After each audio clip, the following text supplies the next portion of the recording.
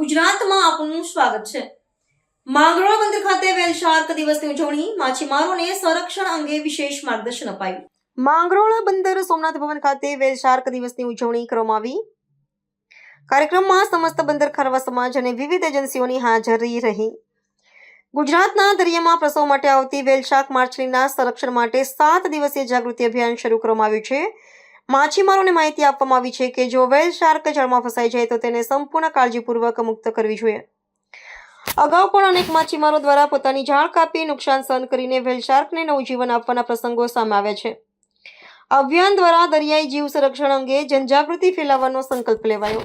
જૂનાગઢ જિલ્લાના વન વિભાગ દ્વારા ગુજરાત વેલ શાર્ક દિવસનું કાર્યક્રમ રાખવામાં આવ્યો હતો।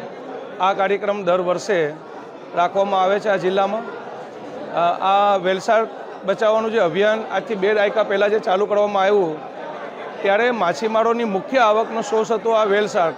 કેમ કે અમે આ અમારી ભાષામાં બેરલ કહીએ અને દરરોજ માછીમારો 1-2 માછલી આ પકડીને લઈ આવતા હતા અને અમારા હજારો માછીમારોની આવકના સોર્સ હતો આ। એક માછલી પકડાય એટલે 1.5 થી 2 લાખ રૂપિયા અમને વળતર મળતું હતું। એવા સમયમાં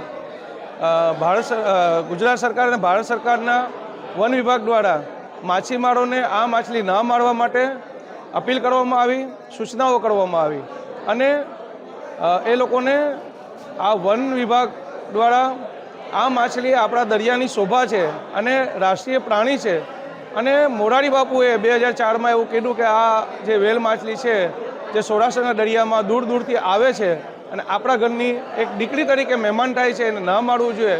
ત્યારે માછીમાર સમાજે આ મોરારી બાપુના શબ્દો અને સરકારના આ પ્રયાસમાં એ લોકો સહભાગી થયા, એના મોરારી બાપુની વાત અપનાવી અને છેલ્લા 2 દાયકાથી માછીમારો એની મુખ્ય આવક છે એ બંધ કરી આ માછલીને બચાવવાનો અભિયાનમાં જોડાયા છે। આજે બી આ માછલી જ્યારે ભૂલથી બી ફસાઈ જાય ઝાડમાં તો ઝાડ એનું પોતે માછીમાર એને કાપી એને સંરક્ષણ આપે છે અને એને જીવતી છોડે છે। એની સામે વન વિભાગ બી ક્યાંક ને ક્યાંક આ માછીમારોને પ્રોત્સાહન આપે છે, પણ માછીમારોનું સૌથી મોટું યોગદાન ગણી શકાય કેમ કે આ માછલી લાખો રૂપિયાની એક માછલી હોય એવી અનેક માછલી દરરોજ ફસાય છે અને માછીમારો એને છોડી દે છે।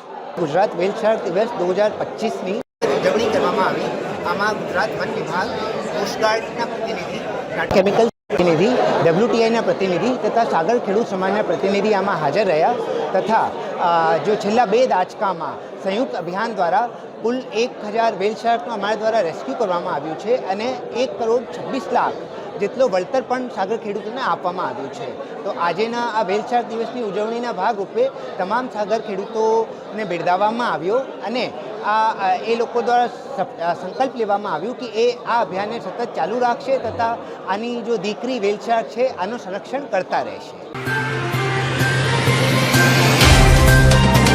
तो व्हाट्सएप, ट्विटर, फेसबुक, इंस्टा जहाँ भी आपका अकाउंट है इसे शेयर बटन के द्वारा वहाँ पर शेयर करें।